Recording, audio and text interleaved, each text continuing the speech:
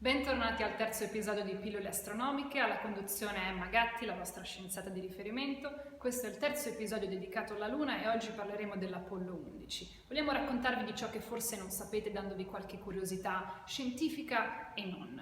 Partiamo dal giorno del decollo. È il 16 luglio 1969. L'Apollo 11 e lo Saturn V sono pronti a decollare dal NASA Space Kennedy Flight Center. Il missile Saturn V e il modulo Apollo 11 sono una struttura gigantesca, sono alti più di 100 metri, per la precisione 111 metri. Però non tutti forse sanno che i 9 decimi del peso sono rinchiusi nella parte inferiore, nei due stadi, 1 e 2, che sono i due razzi di propulsione che devono effettivamente spingere l'Apollo fuori dall'atmosfera terrestre. Nei momenti iniziali del lancio i 5 motori dello stadio 1 consumano fino a 13.000 kg di kerosene al secondo, che significa più di 8.000 litri, più o meno una piscinetta da giardino. Il modulo di controllo dove stanno gli astronauti è molto più piccolo, è soltanto intorno ai 6 metri cubi. All'interno ci sono 3 astronauti che faranno la storia, si chiamano Neil Armstrong, Buzz Aldrin e Michael Collins. Il viaggio in sé fino alla Luna non è la parte più difficile di questa impresa, infatti lo stesso Armstrong, quando gli fu chiesto di dare un voto da 1 a 10 alla pericolosità dell'intera missione, ammise che il viaggio in sé e la camminata sulla Luna non furono così pericolosi. Quello che per lui fu davvero pericoloso fu l'allunaggio in sé. Perché? Perché non l'avevano mai fatto, era la prima volta che lo sperimentavano. In particolare disse che da 1 a 10 secondo lui l'allunaggio fu pericoloso 13. Nel momento in cui arrivarono, 2 dei nostri astronauti, Armstrong e Aldrin, si spostarono dal modulo di comando al modulo lunare, che era ancora più piccolo del modulo di comando, era più o meno uno sgabuzzino, una cabina armadio. E non c'era niente, non c'erano neanche i sedili perché gli avevano tolto tutto per renderlo il più leggero possibile. Forse la fotografia più iconografica, più simbolica della missione dell'Apollo 11 è l'impronta lasciata sulla superficie. Molti credono che questa sia l'impronta lasciata da Neil Armstrong, ma non è così, è l'impronta lasciata da Buzz Aldrin, da secondo astronauta.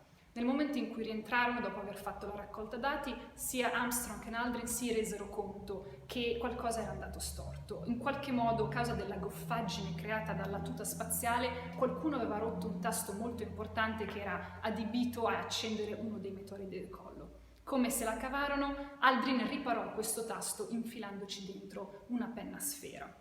Il rientro nell'atmosfera fu altrettanto emozionante perché la capsula di rientro viaggiava a una velocità di 38.000 km all'ora e non aveva assolutamente nessun modo di frenare. Inoltre aveva una traiettoria molto piccola da dover prendere perché se fosse entrato nell'atmosfera terrestre con un angolo troppo basso sarebbe rimbalzata fuori nello spazio. Al contrario, se invece fosse entrata nell'atmosfera con un angolo di incidenza troppo alto, sarebbe entrata troppo velocemente, sarebbe esplosa stile meteora prima di toccare terra.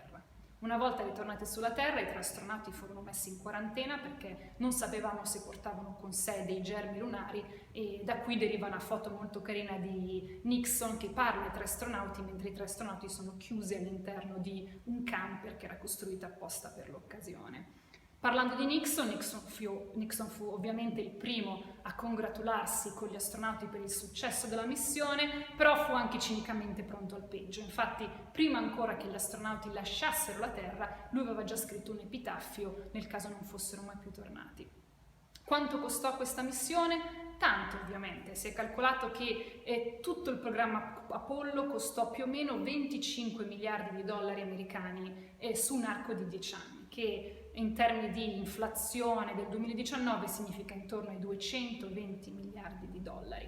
L'opinione pubblica del tempo non era felice di questa spesa, infatti il programma Apollo fu chiuso immediatamente dopo che ottenne il successo sperato. Infatti ricordiamoci che l'intero programma non era stato aperto per motivi scientifici, ma bensì per motivi militari, per portare l'America alla supremazia tecnologica sull'Unione Sovietica.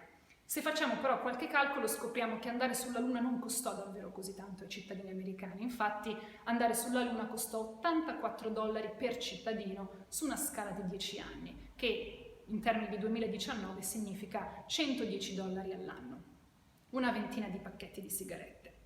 Io vi saluto, vi ringrazio, come sempre vi ricordo che il 20 luglio qui all'Abbazia Mirasole, alle porte di Milano, avremo il Moon Party, che è un'intera giornata celebrativa dedicata all'allunaggio. Vi aspettiamo dalle 11 in poi il 20 luglio qui all'Abbazia di Mirasole.